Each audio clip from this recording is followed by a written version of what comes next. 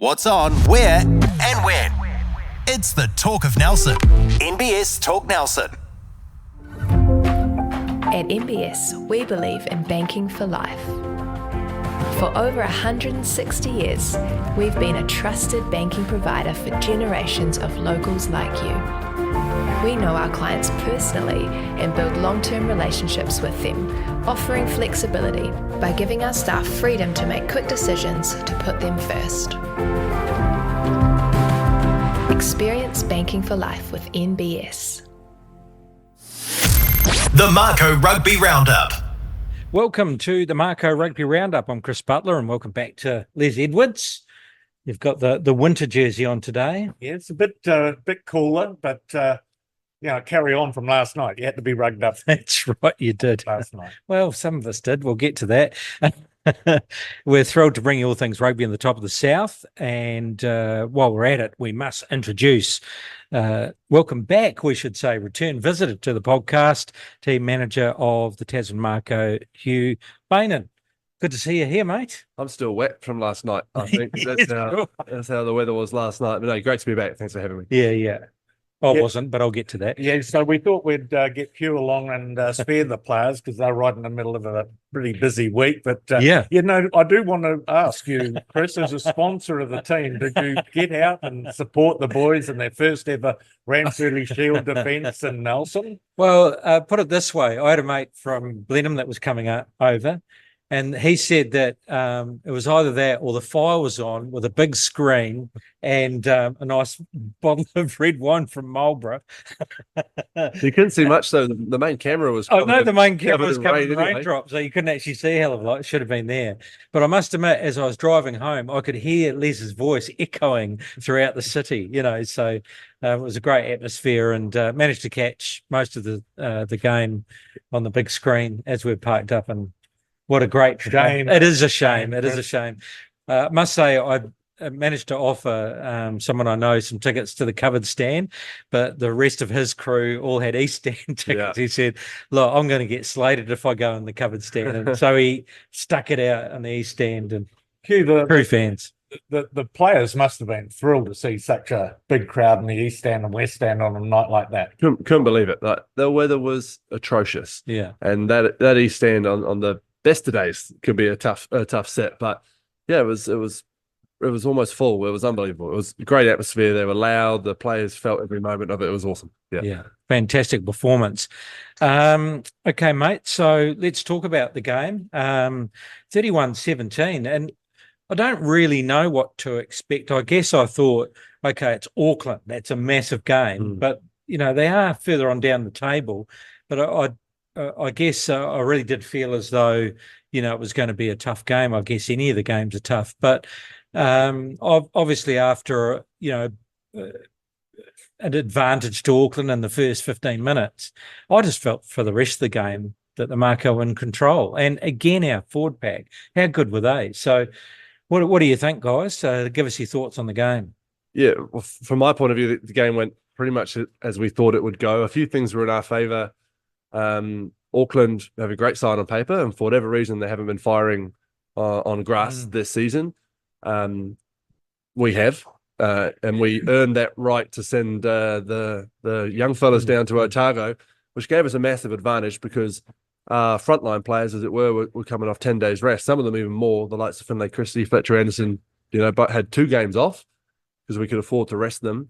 And that Auckland team who were fighting for a playoff spot played 4 days ago, in a heartbreaking loss with a Harry Godfrey conversion from the sideline, gave up 10 points or 13 points in the last 10 minutes. So tough to bounce back from that and then fly back up to Auckland, down to Nelson. So, yeah, I think a few things were in our favour. We were pretty heavy favourites at the TAB as well. Yes, you were.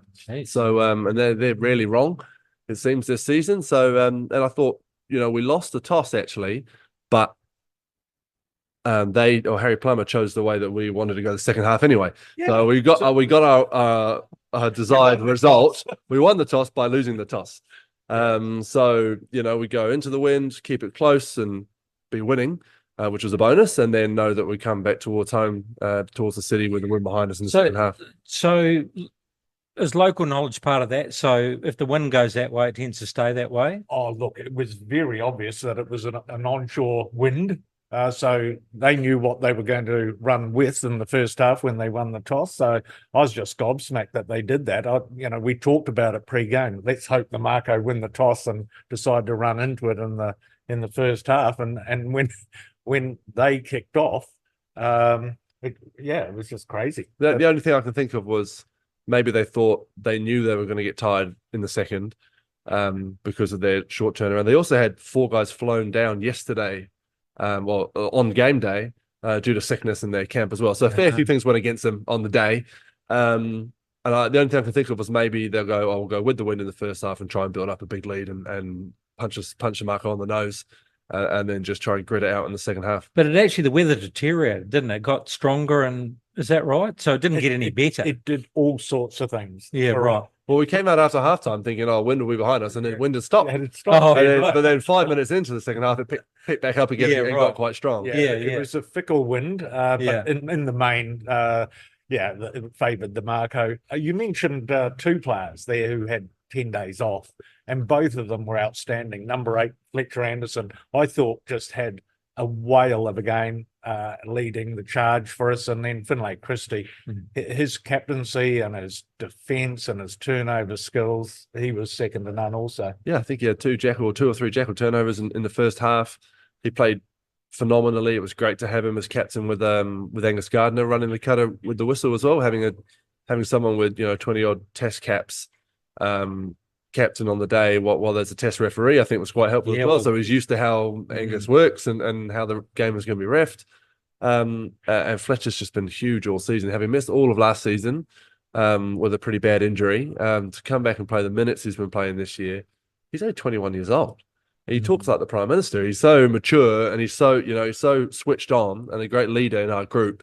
And he does it with his actions as well as his words. Yeah. And another one you're right about the forwards. They were outstanding from the front row to the back. But Sione Havili Talitui was another one who put in a power of work. And a guy who now has blossomed to be a fully fledged lock forward of first class standard is Antonio Chalfont. Yeah. I genuinely don't think Antonio Chalfont is too far away from a black jumper. Like, honestly, I think he is. This year, his stock has just risen. And if he can stay healthy and stay fit over the next year or 2 of his career, then I think he's got big things ahead. Yep. If he can give 100% to the Crusaders, play a lot of minutes, I agree with you, because he's tall, he's robust, and he's got great skill. So it's everything you want out of a second row. And we do know that New Zealand does need big second rows. So he was amazing. And our front row again, Sammy Martina and Ryan Coxon and Quinton McDonald. They're putting in minutes. They all did 60 minimum, didn't they? And it's just awesome to see. Just so much experience there. So obviously, big sexy Ryan Coxon just brought up number 50. Yes, a couple of weeks ago. Obviously, Quinton McDonald, that was number 124, and Sam Martinga will play number 50 this weekend. Yeah, so that's a lot of experience for a front row. It's great. Yeah, and they're durable. Just the amount of minutes they're putting in. So fantastic. So, obviously they are doing that. The reserves bench in the front row does provide some impetus to close it out, but a few issues there, are there? Yeah, well, young Sione Muffy, we've asked a hell of a lot of him. He's 19 years old playing tight head. That is a rough position to play at the best of times, let alone 19 years old. We've been really impressed with how he's carried himself. He was cleared to play 3 games by New Zealand Rugby. You have to get special dispensation for front rowers under the age of 19 or 19 and under. So he's had his 3. There's, as we record, there's planning to come in for a bit of cavalry to come in from elsewhere. We've got until game day on Sunday to get a replacement for our row in, because Kershaw Sykes-Martin's out for the season with concussion. So Sione's obviously done his dash now, played his 3 games. We've got Coxie and obviously Sammy Mart and Isaac Salmon and Mondu Molly, who have been great for us in the reserve stocks. But if we don't get another one in and we lose one from now on, then we're running. Someone's playing 80. I agree with that. every weekend. Yeah. So. One more prop blossom. Well, right, Coxie would be up for that, wouldn't he? He could do it. He could do it. He's certainly leaving it all out there. Even if he was crawling, he'd still want to be out there, wouldn't he? Okay, well, we're going to come back and we're going to talk about the Taranaki game a bit later in the podcast. So keep your powder dry. Yes. There's a lot to talk about, lineups and potential players coming in, and it's very exciting because potentially we get to keep the Shield for the summer. Let's talk internationals, and obviously, it seems like ages ago, New Zealand 33 beat Australia 13, and pretty good all-round performance, really, wasn't it? Barrett steadied the ship, but Will Jordan got his opportunities. Couldn't really fold it. No. And what was commentated by a lot of commentators, which I've only just heard recently spark up, a lack of kicking. I thought it was a very good performance. You've just got to hang your hat to the fact that North-South rugby will always prevail in test matches rather than East-West rugby. So you're right, Bodie did steady the ship, and then Will Jordan was second to none. Yeah. He had a whale of a game, didn't he? Yeah, I mean, I haven't seen the whole game. I crawled up the highlights, get so engrossed in NPC season that you kind of miss these things. But awesome to see Dave get some time as well. Dave Hubbard off the bench and play well. He did in his minutes. I've always been a Beauden Barrett fan. I didn't mind them trying to bed Mackenzie in, but I think Beauden Barrett's going to be the one going forward until Richie Mo'unga comes back. And I think more and more in Test rugby, right? It's while we do care in the moment, what matters is the big dance. The World Cup. Right. So as long as everything works and points towards that, I think it will do. I think they were trying to experiment to see if it would work, because Mackenzie had a good Chiefs season, I thought, and played well at number 10. But I just think, as you pointed out, that instead of too much of that lateral movement, at times it pays off because he finds a gap. But now, if you've got Will Jordan and one or two others taking it up, Barrett steers the ship. But I mean, we've got Mo'unga potentially coming back, haven't we? So they must have one eye on that. And Mackenzie's going away, but then he could be coming back. And the other thing that impressed me was that they played, I thought, with a lot more control, which is something that you've been talking about, and we just weren't giving it away, weren't kicking it away. No, it was a much better performance. And the forwards, they can hold their heads high. They did a great job. Kyrell Lomax has really developed, hasn't he? Our Mako prop. He's got all-round skills that have developed under the coaching that he's getting in the ABs, and he's locked in in his position for a long time. Yeah, we said this morning when we were talking about the prop stocks at the market, well, it'd be nice if they get Tyrell for a few weeks. Yeah, that'd be nice. But I imagine he will be wrapped up in the strongest of cotton wool ahead of the end of the year tour. I think with Damien McKenzie as well, you got to think of time in the saddle. Anything can happen at a World Cup. We saw Stephen Donald come off the bench in a final and have to kick a goal. So you get to a World Cup in 3 years' times, and you do lose Mo'unga early, and all of a sudden McKenzie does need to go and play. He's got 10 to 15 test matches under his belt, playing 10, then we'll be a lot less nervous than if he was trying to run out there. You've got some depth, haven't you? Yeah. Well, he brings a lot off the bench. You mentioned David Havili coming off some really good carries. Yeah, he did. He looks strong. He looks strong. He is strong. He's arrived in camp, hasn't he? Along with, so we'll have Dave and Ethan and Noah all available for us on Sunday, which will be great. And those two in particular, Dave and Ethan, just left the standards. Like David in particular just left the standards of behavior, of everything, of just getting to training and how the boys act. Like he just lifts the mana and the standards, and everyone's just a little bit more switched on when Davey's around, and it's awesome. Yeah, fantastic. All right. Well, wouldn't it be amazing if we had Jordan and Lomax back as well for the Taranaki? Well, then you could say they could have all three Barretts. So you got to be careful what you wish for. Be careful what you wish for. Yeah, Hugh's on to it. We'll take the three. We'll take that. South Africa beat Argentina 48-7. I saw and it must have been some sort of joke post saying that Argentina took them up 47-0, and I was going, what? So I had to have a look, and then very saddened by the fact it was just a walkover at the end of the day. So it did pay off for Rusty. He took a gamble, but in the end, at home, way too strong. Yeah, he took the gamble by taking 10 of his starters to Argentina the previous week. So yeah, it did pay off. Look, they are accomplished squad. he's got a squad of 36 players who he can count on, every one of them. So they're building really nicely.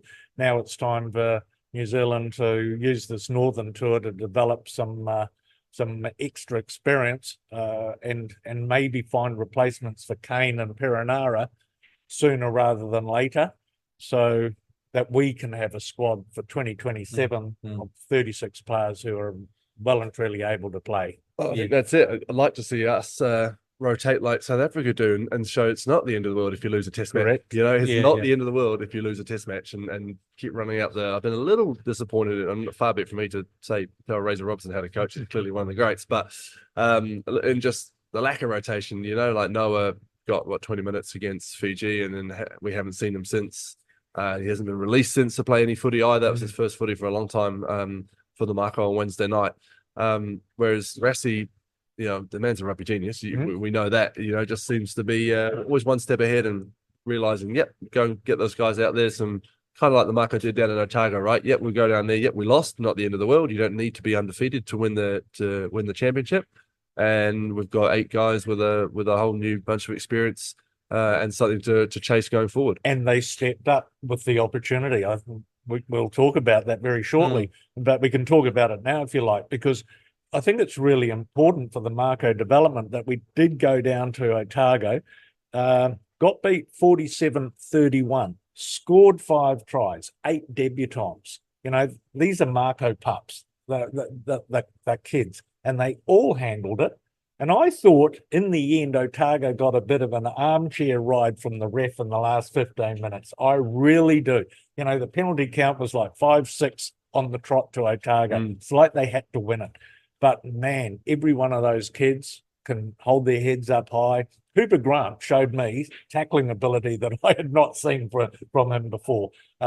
Just some really good skill level around the park. So that, to your point, is really, really beneficial for us long term. Yeah, and not just when it comes to games, but talking to our head trainer, Dan Monaghan, just for those 8 new guys, and really 9 and 10 if you count. Eli Odenryan was playing his second game. Johnny Muffy was playing his second game, both teenagers as well.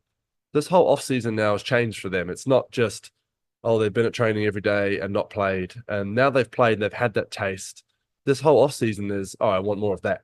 So their mindset changes for the whole off. And sometimes when you're 20 years old and you're just grinding away in the gym and training every time, it gets a bit monotonous and you can switch off and other things in your life take over. But for these guys now, they all want that. Maloney Kunawabe wants to be running into the corner with his hand up, throwing a fin again, because he absolutely loved that feeling. And it was pretty special. And they didn't just show the fans, they showed the coaches, so I peeled the curtain back a little bit for the Wednesday night game. Will Butler with his elbow injury, obviously it was awesome to see him get through it and play another great game.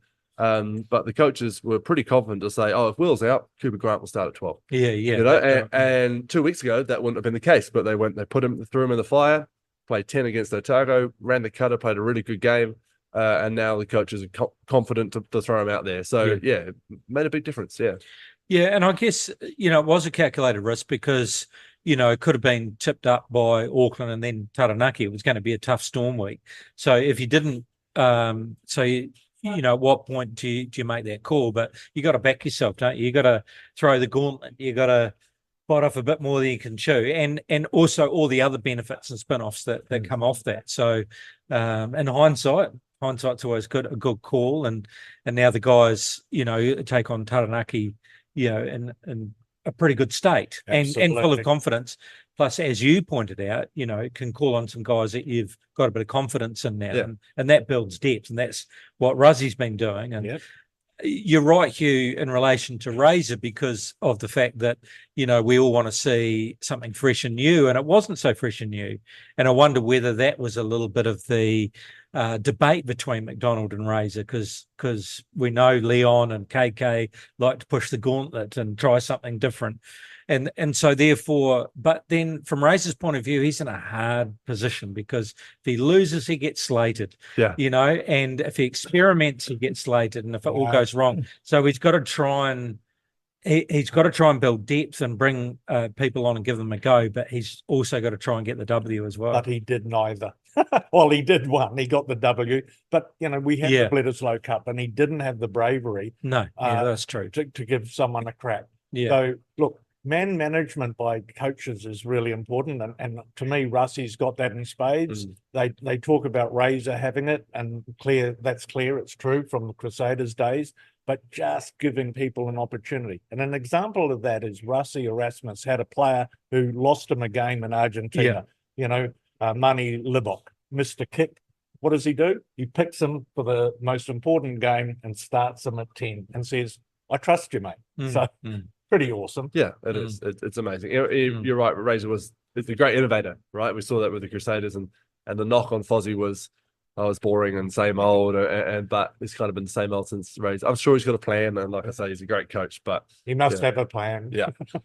Better have the plan. I think it's probably the toughest job in New Zealand almost, because you're damned if you do and you're damned if you don't. Yeah. Okay, quickly on the WXV one, and geez, Ireland do it again. A big upset, and obviously disappointed for New Zealand, but the way that the Irish celebrated in the end, in a way, it was good to see, because they were just in raptures about what they were able to achieve. But seems like probably the right time to do it if you're going to rotate a team and try a few different things and build depth. These are the tournaments or games that you don't want to lose, but it's part of that path to the World Cup, isn't it? This was a major upset. You say the TAB's always right, and they had Black Ferns hot favourites in this one. So, credit to Ireland. They played remarkably well. And then once they got a sniff, they carried on with the momentum. So it was a good win for them. The Black Ferns don't have it any easier. On Monday, they're going to play England again. So, the coaching and team management of the Black Ferns will need to put their thinking caps on. And one of the things that I noticed from that game was it was quite frivolous the way we respected the ball we had. Again, it's a test match.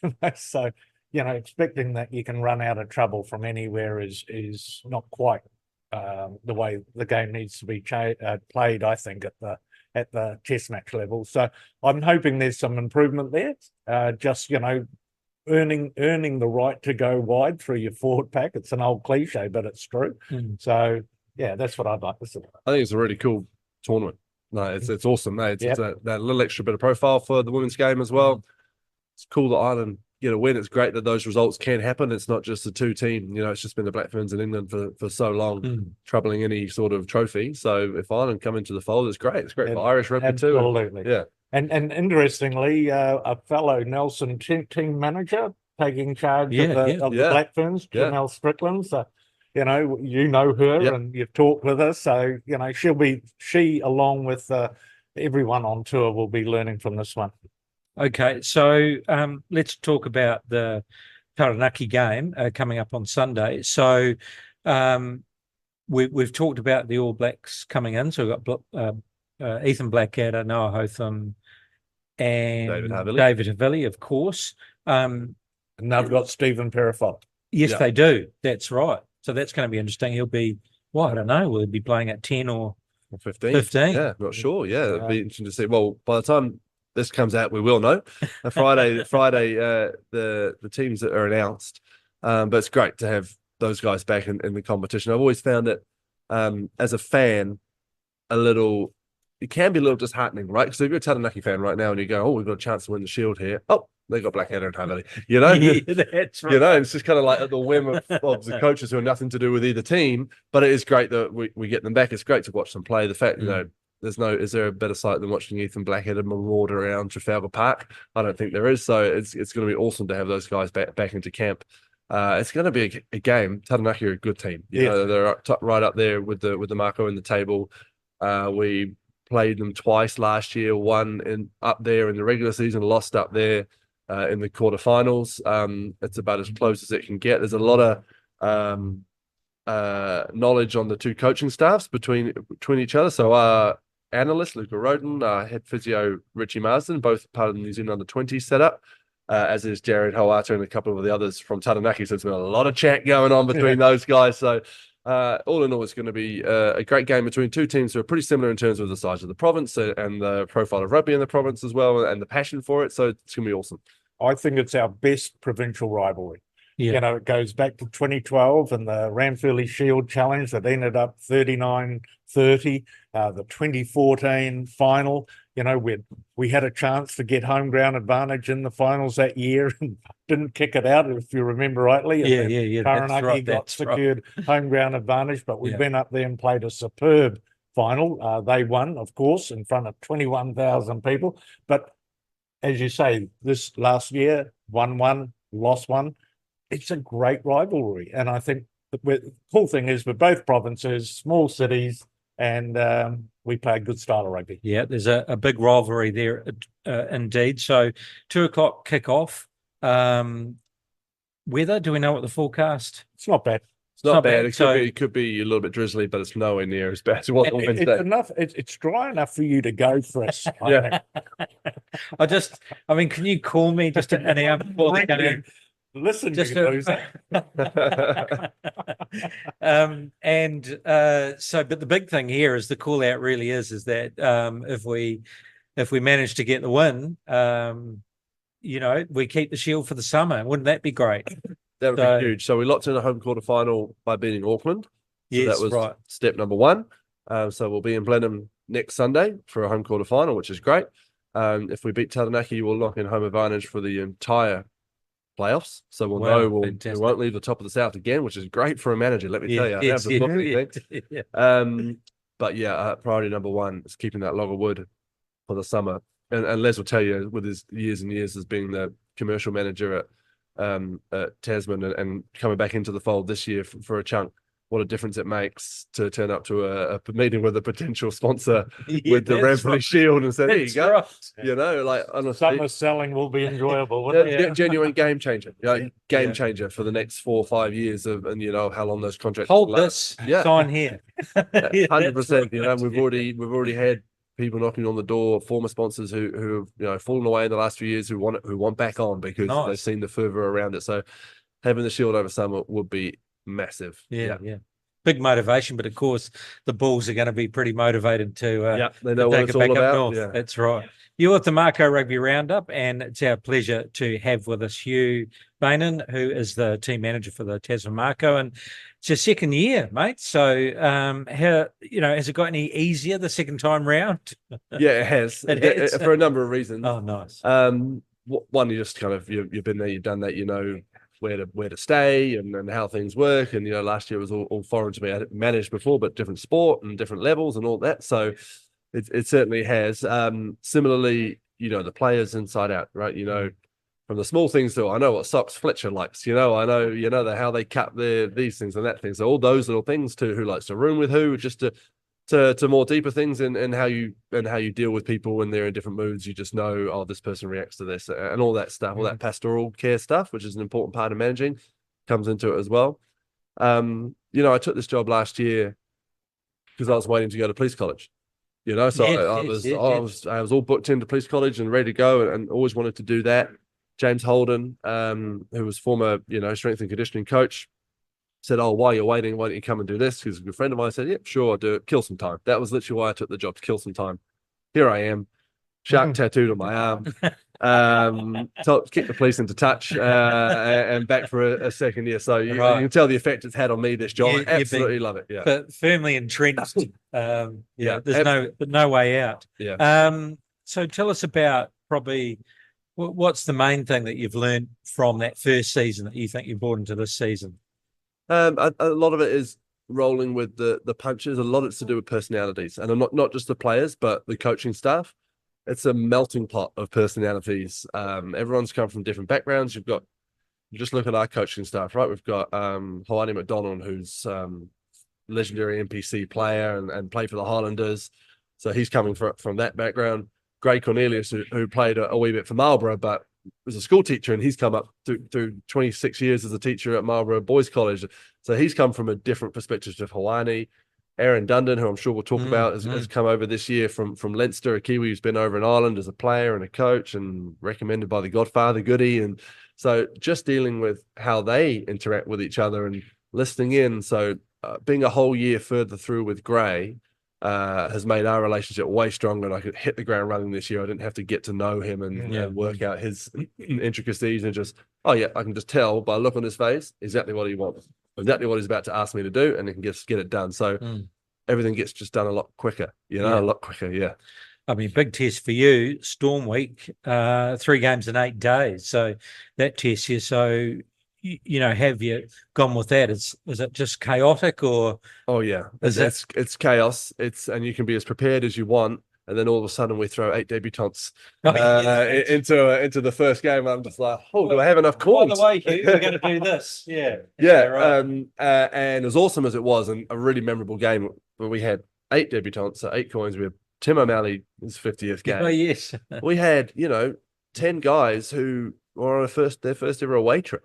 These kids who are used to playing first 15, so they've done first 15 trips. So we did actually have to have a wee sit down with Louis Chapman, Tim O'Malley, but we actually need to school these kids up on what they can and can't do. We're staying at a hotel which is literally connected to the casino in Dunedin, and in a town full of young students. So I was like, right. We're here for 2 nights. The first night, this is how it goes. All right, So that definitely threw a spanner in the works, but I absolutely loved it. It was great. And then Storm Week's just chaotic, and the one who suffers the most is my poor wife with 3 kids under 6 at home. But I get home like, nice to see you. Hello, right. Goodbye. I'm back off to the office to get this sorted and that sorted. But it's a different Storm Week this week, because obviously home makes them. I feel like we haven't played Nelson for we hadn't played there for 3 months or 2.5 months. So. To have that Wednesday night game at home and a nighttime game, we didn't. Coaching staff, management staff on the day were walking around going, I don't know what to do with myself. We're not traveling. We're not having to get a bus. We're not, all that stuff. So great. It's been awesome. Yeah. So you mentioned the coaching and how you've got to know Gray better, for example. And what I'm noticing is that the direction that they're giving is playing out on the field. This team is playing with clarity, and there's no confusion out there. And I believe it does always start with the coaches. So, Gray's now his own man, isn't he? He's not a co-coach, he's a head coach. So he's absolutely loving that role, I would assume. Yeah, and he's jumped into it full noise, and he's a really deep thinker, Gray. He's not your traditional rugby man. He's not big bluster buff head, as it were. He's a deep thinker. He really thinks about the game. Last year he had Piggy, Dan Perrin, who is a bit more of a traditional rugby man, and they complemented each other well. But just like players, coaches get better year on year, with the experience they have. You look back to our Storm Week last year, where we had a Shield challenge on the Wednesday. They didn't rest anyone on the Saturday against Northland, who were well below us in the table. We were 3-0. No one got rested. We went up there and lost 30-0. Yes. And then lost the Shield Challenge 7-0. This year, completely different. And they've rested and rotated throughout the season. So there's certainly been some learnings there. But Gray's just awesome. And another massive reason for that, you talk about playing with instinct, and that's the word the coaches have used from day one, is Tom Marshall. So we didn't have a 4th coach last year. Gray was co-head coach, backs coach, attacks coach. Okay, a lot on the plate. All on his own. Yep. Tom Marshall's come in and just he's phenomenal, and he's coming from day one. He's not afraid to challenge Gray, which is one of the reasons Gray picked him, because he knows he would. And he's just come in and said, I think we should do this. And it might be, quite risky, but Gray's just been like, cool, if you think so, let's do it. And it's just play with instinct. Play what's in front of you. Keep it simple, and then have a look up and play what's in front of you. You've seen Willie Havili do it perfectly all season. Even on Wednesday night, Jack Gray at the end of the first half, ball under the post, kick it out, and we'll just take the lead. Off he goes, comes charging up the sideline. So those sorts of things make it more fun to watch as well. I think, Les, I agree with that. And Mako rugby. And if you're playing fun rugby, the players want to play fun rugby. They don't get into rugby to play boring rugby. Well, it was, it was apparent, with not long to go, and I know they were chasing the bonus point, but they could have easily made it easy on themselves and kick the ball out, but away they went. It was on the whistle, and they decided to throw it around, and they could have actually, if it skipped over the player they get, the intercept. They could have actually put one in the corner. You never know. But well, that was the goal. I reckon right. Maka Springer saw a try for Nick Sauera in the corner, and just delayed the pass a fraction. But hey, that's having a go, and we applaud that. So Tom Marshall, he's having a big influence. I've also watched him at training. He's actually on the field and he's coaching on the field during captain's run or GSD. So he's teaching those 8 debutants, or the backs and those debutants, how to play the game as well, instinctively and with purpose. So he's had a great addition. Great addition. He's had a massive influence on those PUDCs, we call them, development contract players, like the likes of Brodie Robinson, who are coming through the academy, yet to debut, who last year would come along and be a training body, but Gray just wouldn't have the time to put into them because he's coaching the team.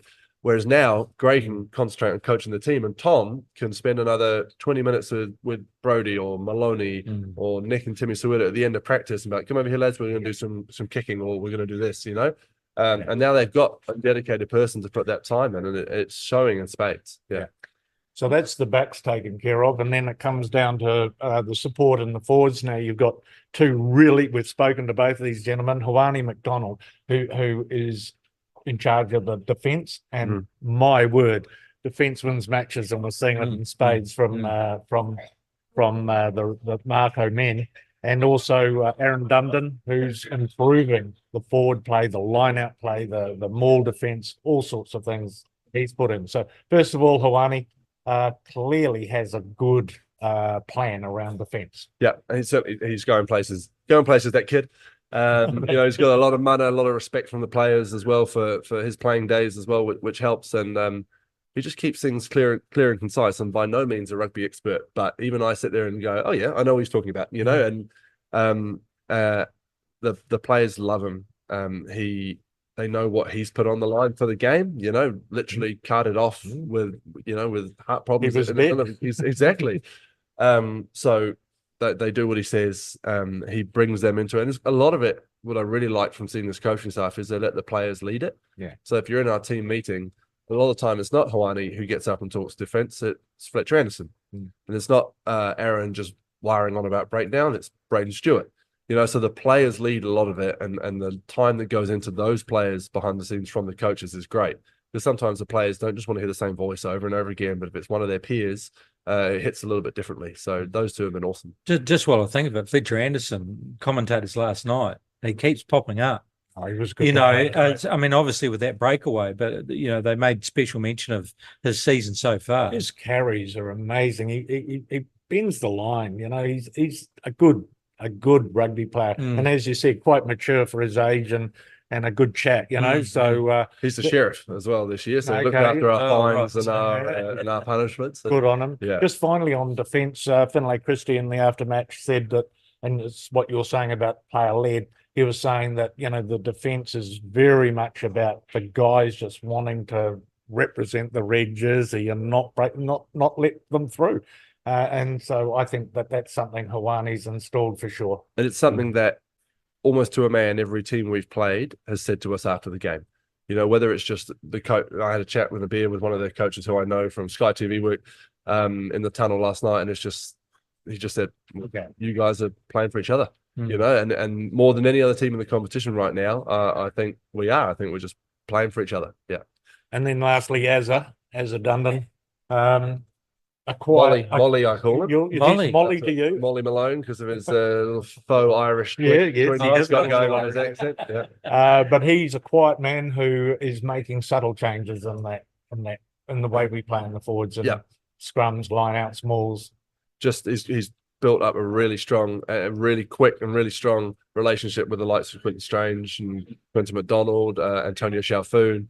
So around how they run their lineouts, he keeps it simple, but he's coming from a place of incredible knowledge from Leinster, who are probably the top program in the world at the moment. And he's very different to Dan Perrin, who's a phenomenal coach, obviously down with the Crusaders now.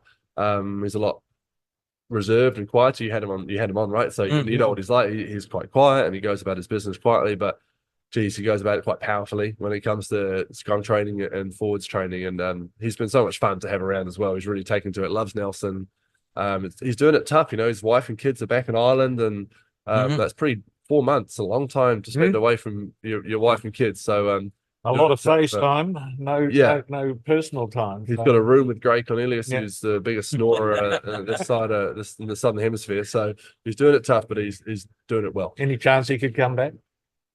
I hope so. Yeah, I hope so. We mentioned it every time we go for a beer, and I think he'd love to bring. He'd only do it if he could bring the family, but he's absolutely loving it. And as with so many people, Les, as you know, who come through this program, he'll say that there's nothing like it. He hasn't seen a culture like it elsewhere. So we need to fly the family out. That's what we need to do. Yeah. Because once she's hooked, that's it. He stays. Yeah. Tell us about some of the other people around the group, team management. Who are some names who have a big influence on the squad? Yeah, well, I mentioned two already who are part of that New Zealand under-20s program. Luca Roden, Richie Marsden.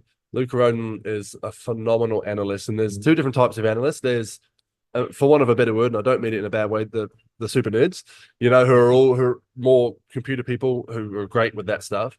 And then there's ones that know the game, and Luca's the second type. He knows what he's doing on the computer, gets it all right, but he's also an accomplished rugby player. Played a long time for Wanderers and for Waimea. In fact, he played for the Mako in a preseason game just a few years ago at first five. So not only does he clip up what needs to be clip up and give the coaches what they need, but he can actually speak to it. And he goes, "Okay, come look at this." It's a hell of a thing to be in scouting, one of Luca Roden's scouting sessions. I know for a fact he's attracting a lot of interest from Super Rugby. He is Tassie born and bred. So all his conversations are, okay, but can I come back and do the Tassie season as well, which is great. So another one who's going places fast, and we're lucky to have him. He's a great guy. Again, he'll challenge the coaches on stuff as well, which is great. And he's incredibly popular, as is Richie Marsden, Luca's got an amazing work ethic. So he's there early and leaves late. So just a wonderful human. Richie as well, just been around us a long time. Richie, he's in his 7th year, I think, as a physio, well over 50 games, blazer wearer, based out in Blenheim. For the last 6 years, he's been flying himself to away games. This year, he's stepped up to be the head game day physio, which has been awesome. Heaps of fun on the road. But read between the lines there. We have a good time, Richie and I, on the road. The players absolutely love him, and he's not afraid to spray the opposition players, as I think poor old Anton got a few sprays from Richie Wednesday night. But real character, but a phenomenal physio as well. And let's not forget Dan Monaghan, who's stepping up for James Holden has been such a huge part of this program for so many years. Moved on to the Highlanders at the end of last year. Dan, who's been his faithful assistant for many years and running the academy space, has stepped up, and it's been absolutely seamless the performance side of things. So Dan's doing a great job as well. And as a management crew, we're humming along. I mean, winning helps, right? You pay paper over any cracks, but we're humming along nicely. We all get on really well. There's no dramas. It's been great. And we must mention back office, because obviously Steve's had to come in. Steve Mitchell, the new CEO, and it's a bit like hit the ground running, isn't it? And then Julie Benjamin, who did a lot for the Giants. I mean, she's had to step in. She probably wasn't expecting that, but getting good crowds. Promotion looks good. So the Huw Marfell. Huw still, so the back office support there. Yeah, I mean, we went through a pretty dire 5 or 6 months there. When Lyndon left, and under those circumstances, and there was a lot of uncertainty. It wasn't the happiest place to be, over that last summer. Huw had to step up to this role whilst doing his current role, absolute, with his family at home, and absolute, they were really tough for him, and a lot of respect from all of us to Huw for going through that. And then troops got called in, so Les came back out of retirement, and props to Les for coming in, having given it up and finished, and having to come in and get right back into the saddle and pick up a bit of a mess. And Julie came in to help out, and after running the Giants beautifully for last 8 years, and so it's kind of been all hands on deck. And Steve arrived, and it's been great. It's just he's just taken over with a pretty strong fist. He's become that buffer between the board and the staff, which has been great. And he just doesn't micromanage. He lets us do what we need to do as long as we're within our budgets and within our parameters. And it's been great. We see him when we need to see him. He's supportive, so it's been really good. And it's allowed Kahu to become Kahu again. Yes. Not be this, some overstressed guy who's going through everything and trying to look after everyone because he's got such a massive heart. But he's back to being normal Kahu, running a great cutter on game day. The community space is thriving with his awesome team. The likes of Kim Biggs, who's stepped up in the accountancy space as well. It's awesome, and it feels like Tasman rugby again. Yes. I think that's the best way of putting it. Yeah, nice. So also, sorry. That's right. Also, the players are happy in their work, and clearly that comes down to the leadership group. So, we know Quinton Strange is the captain of this team, and when David's not around, but he gets injured. So who steps up and takes over the mantle? Well, so Finlay Christie is now our captain. We've had 4 captains, I guess, on game day because Sione Havili Talatui was captain when against Waikato when Finlay wasn't there and Quinton was injured. Louis Chapman stepped up for that Otago game and captained the side. Yes. And now Red will take over for the rest of the season as our captain. But really, it's just been next man mentality, next man up. And we hope that's the case this weekend. We haven't talked about it yet, but Jim Tavatavanawa not playing this weekend and could be out for a few weeks, maybe for the season. We're not sure yet, time of recording. But it's just next man up mentality, who steps up. So when Quinn went down, the likes of Antonio Shalfoon, Fletcher Anderson, Willie Havili have all stepped up in the leadership space.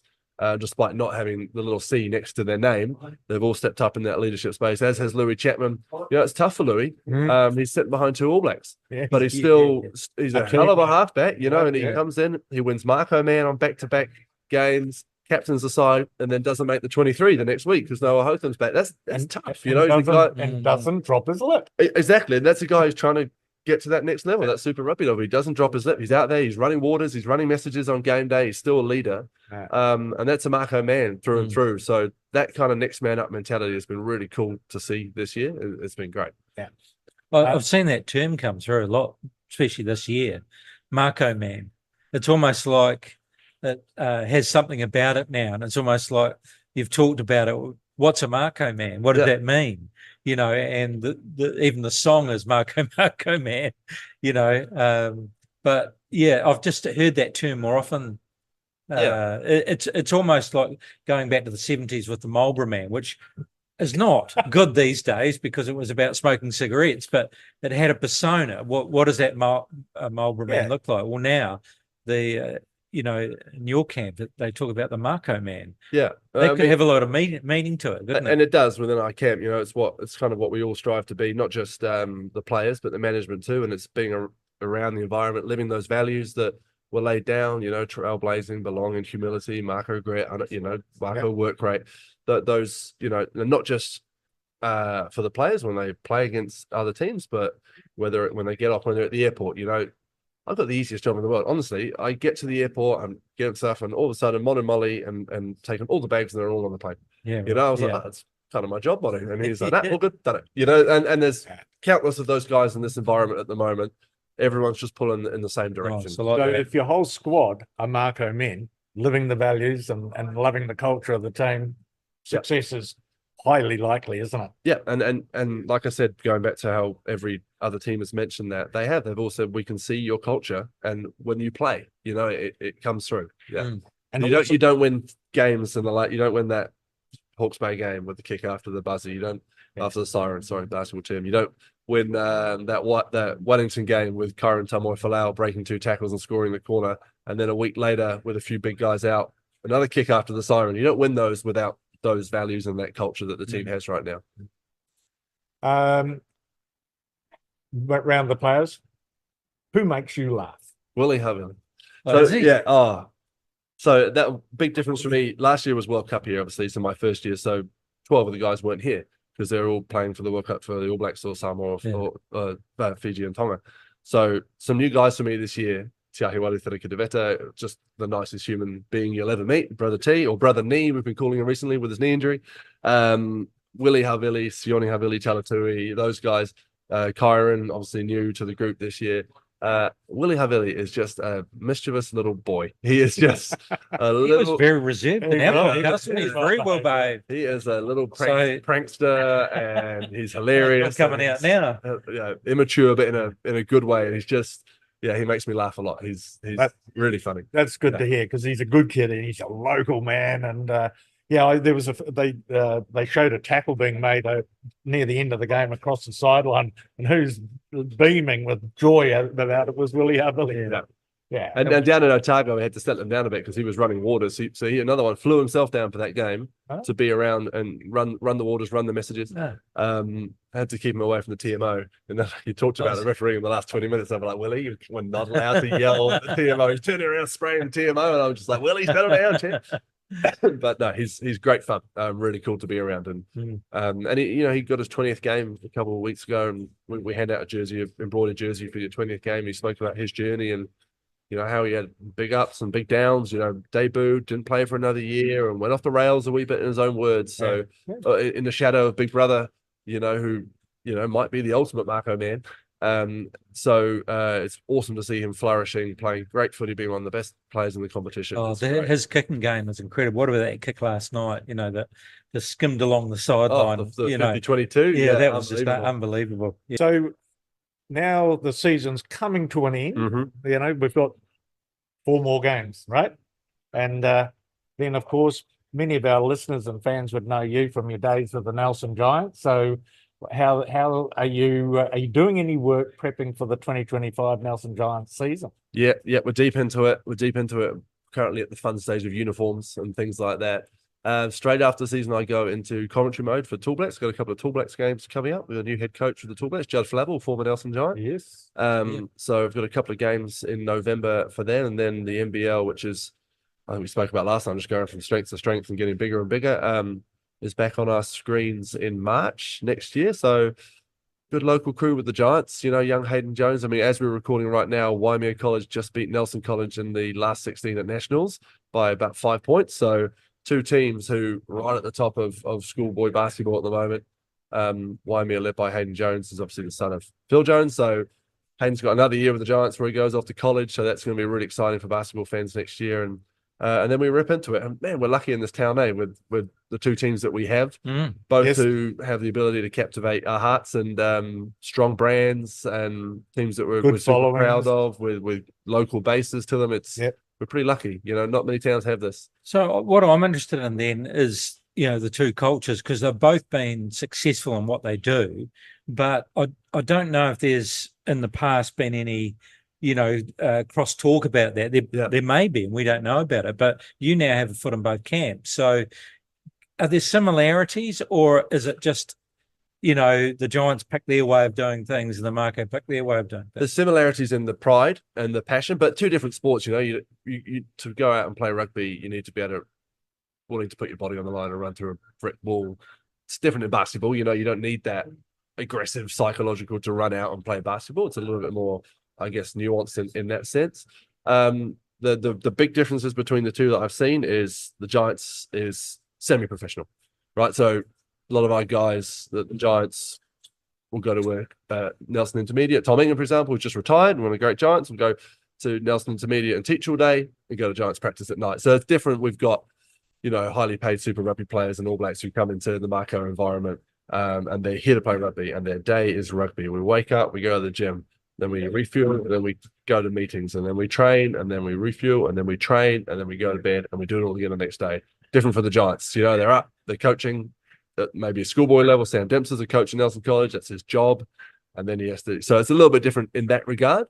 But the passion and the playing for the region is exactly because when they come onto the court, you wouldn't know the difference. They're fizzed up when they're playing for the Giants, aren't they? Yeah, they are. And I guess the difference is there's normally a couple of Americans floating around as well, which add a bit of flavor as well, which is great. And we love it. And we love when the imports come in as well. So no, it's fun. It's a really, for me, who the last few years have done a bit of work for both, it's a really cool, varied way to spend my year, and 2 things I love, basketball and footy. So it's great. I love it. So tell us about you're doing some commentary. the podcast that you guys started. Fantastic. That's been well followed. GI Antics. GI Antics. So that's been going really well for you guys. Plans to get back into that again? Yeah, GI Awesome. Antics will be happening next season. Nice. Yeah. Phil Jones, good friend of mine. Yeah. So we coached together. We coached the Nelson under-18s team together, back-to-back national champions, by the way. So for us to do that, it's just a bit of fun for us. And Tom Ingham, who I mentioned is just retired, I can see him naturally slotting into a commentary or a podcast role as well, because he's a great yarner and a good local man. So that's good fun. Just a little, I won't pretend we didn't copy it from this very podcast. Like just that little addition for fans. Yeah, makes a big difference. Those, it's not for everyone, but those super fans who just want more and more Giants content and more Mako content, it's a great thing to offer. So, yeah. Oh, it's been very well received and well produced. I mean, the production goes to another level. Big dollars. That's right. Got to up our game, Les. And so what are your future plans, Huw? What are you are you going to be sticking around for a while, or? It's the life of a manager at NPC level is tough. I think about my predecessor, Stu Hunter, who kind of had to give up the Mako side of things because of his full-time job, so it's trying to balance that year out so you can pay the bills. I've got 3 kids under 6 and a lovely wife who's a tennis coach as well, but tough to do that when you're looking after 3 kids. So we've got a few options ahead of us in the off season. I'll be involved with the Giants, of course, but priority number 1 will be being back on deck in July next year and ready to go again with the Tasman Mako. Nice, that's what we like to hear. Glad to have you say that because you follow in the footsteps of some outstanding team managers. Janelle Strickland, we've mentioned, Martin Burko, who is a great, Stu Hunter, absolute gem of a man, and yourself. So it's always been in good hands, the Mako team. Yeah. Thank you very much for coming in. My pleasure. Again, Huw. Great to have you in, and hope to have you back again. Absolutely. Good luck for the rest of the season. Good luck on Sunday, 2:05 Taranaki, Trafalgar Park. It's going to be another big game, and because not only you got to get up for this defence, but then you've got some finals coming up as well. So got to keep the train moving, don't you? And so well done to everyone there. But also good luck with the up and coming Giants season coming up as well. So, it should be no good. rest for the wicked, is it? No, hopefully I'm sure they can do everyone as proud as the Mako have done this year. Yeah, that's right. Quite a young side last season, isn't it? So bit of a rebuild for them as well, isn't it, at the moment? It's exciting though. Yeah. But they did they performed quite well, didn't they? Yeah. Yeah, it's cool. Thank you, Huw. Thank you very much. Appreciate you coming in. Thank you, Les.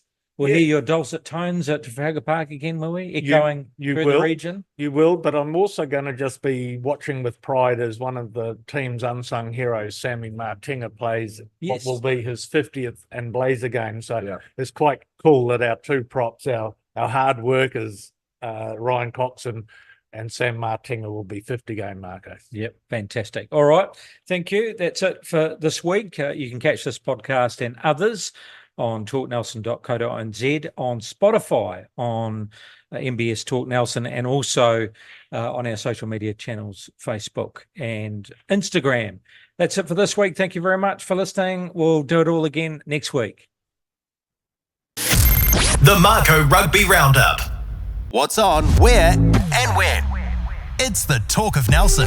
NBS Talk Nelson.